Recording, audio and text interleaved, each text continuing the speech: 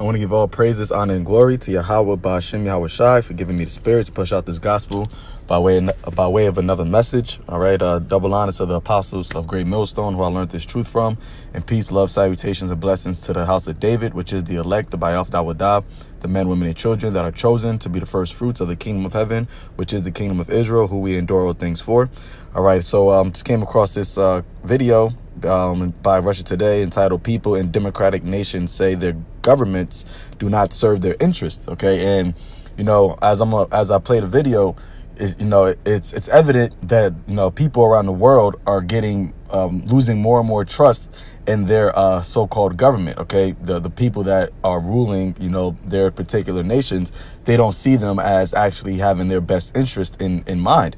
Okay, and that's really the truth, especially here in Babylon, but throughout the whole world, man, because this whole beast system is about enslaving the people, keeping them docile, keeping them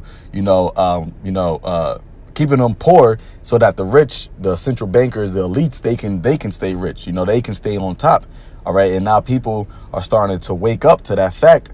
All right, and this is how this is why you're seeing all these uproars, okay, over there in Brazil, over there in Venezuela, over there in Nicaragua. You have, over there in Greece, Turkey, all over the world, man. Even here in America, okay, people are protesting more and more against, the president, all right, at unprecedented rates.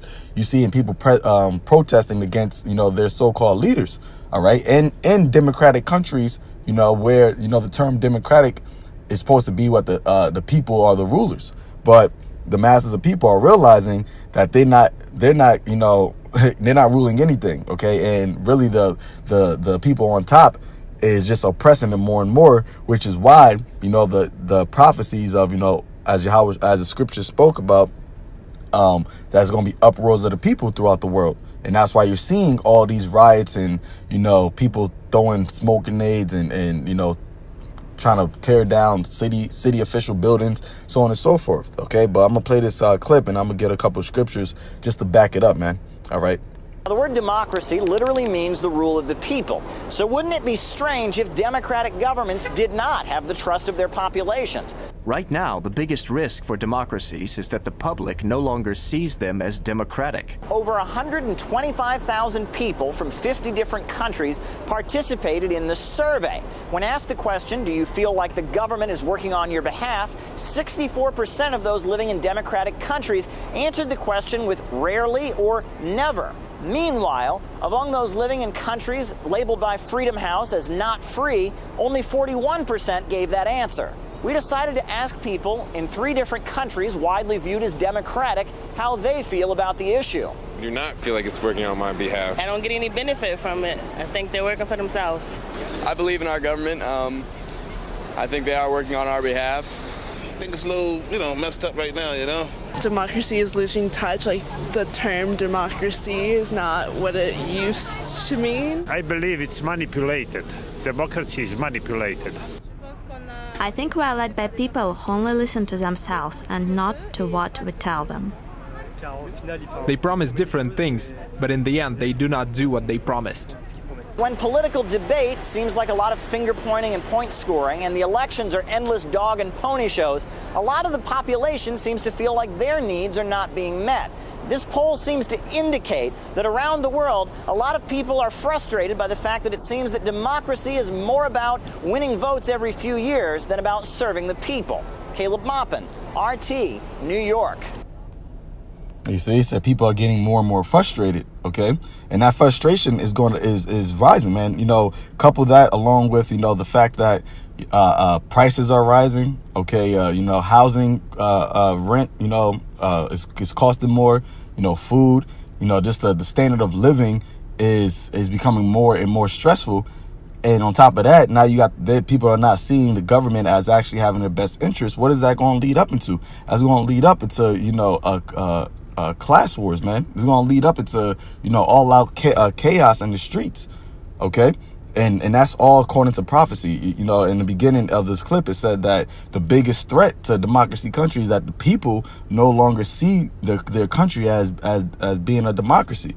Okay. As being democratic.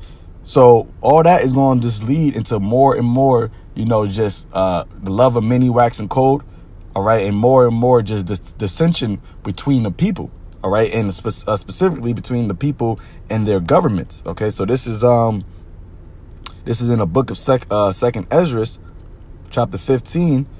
Okay, start at around 14th verse. It says, "Woe to the world and them that dwell therein, for the sword and the destruction draweth nigh, and one people shall stand up and fight against another, and swords in their hands."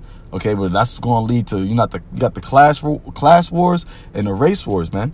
Okay, all this because the people that are in the upper class, they're probably they think the government is working for them, but the majority of people in any democratic country is in the middle to lower class. So that's why you're gonna have class wars.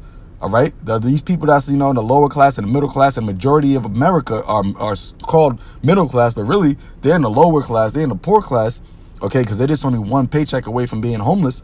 They're going to start to feel the force of how this place is not for them, and they're going to as a video said, they're going to be frustrated and they're going to want to lash out. So you're going to have that. You're going to have the race riots is going to pop off because I'm sure if they did a poll splitting up into races, you even have Israelites saying even at a higher rate than only 64% that they don't feel like the country is for them. So that's where you're going to have the tensions between the races and the tensions between the classes. All right. Verse 16, it says, "For there shall be sedition among men, invading one another. They shall not regard their kings nor princes, and the course of their action shall stand in their power." So they're not regarding their kings and princes, which represents their governments. All right. Why? Because they don't trust their governments. They don't see their government as being, for them. Okay. And that's why you're going to have the government do this, pressure from above, pressure from below, where they're going to make it seem like, hey, the only way that you're going to get out of this turmoil that you're in is by taking this chip that the government is going to present, order out of chaos. That's what the government is really about. But you have a lot of people that's going to try to fight against this government, man. All right. A lot of people is going to try to, come up against that type of power. And that's why you have a lot of people hauled off into these concentration camps. Okay, get this next scripture in, what was that? Second Ezra, I believe, the 9th chapter. I'll start at verse 1. It says, and he answered me then and said, "Measure the time diligently in itself. When thou seest part of the signs past, which I have told thee before, then shalt thou understand that it is the very same time wherein the highest will begin to visit the world which he made." That's right, because this is the Spirit of the Lord putting upon the masses of the people to feel this way, around the world, towards their governments, man. People are not trusting their governments anymore. Okay, and like I said, man, especially here in Babylon, because Babylon is a mixture of different nations, man. So you got a lot of different nations in this place, and they don't have that confidence in believing that the government is for them. Okay, he showed you the two Israelites that said that they don't feel like it's for them. They know that these elites are out for themselves, man. It's evident.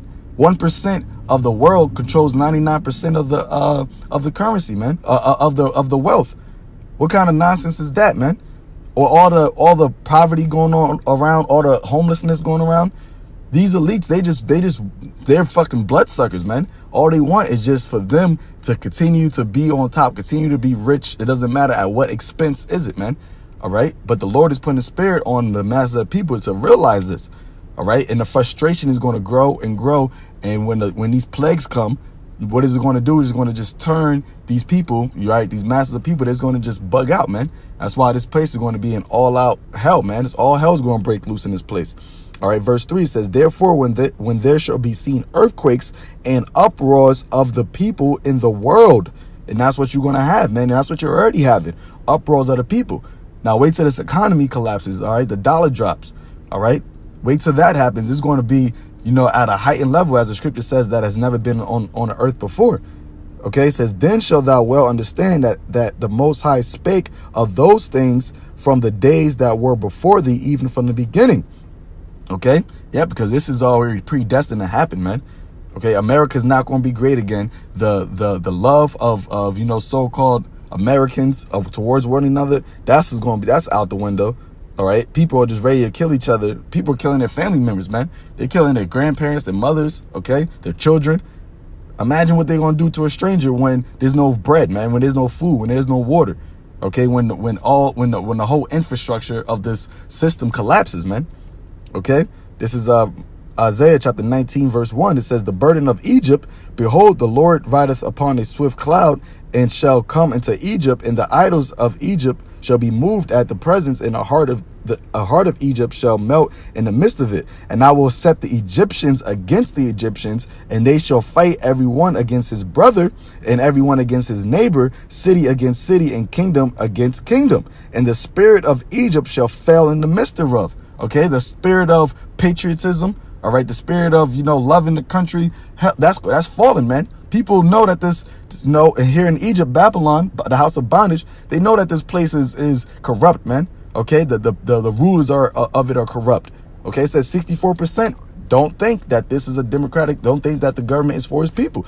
That's what, 2/3 of the population, man. Okay, and they're going to fight against they're not going to regard their kings and princes, and they're going to fight against, there's going to be no holds bars in this place. And the spirit of this place is done, man. All right. So I will destroy the counsel thereof, and they shall seek to the idols and to the charmers and to them that have familiar spirits and to the wizards. All right. And basically that's what's going to happen, man. All right. So, I just want to bring this out real quick. Lord willing, was edifying. Hey, the Lord is working, man. Okay. The Lord is pouring out the spirit upon this place. Okay. And it's being destroyed, man. All right. It's being destroyed spiritually, and it's about to get destroyed physically, man. But the Lord is destroying the spirit of Babylon, of America. Okay, so with that, Lord willing, is edifying unto the elect, and shalom.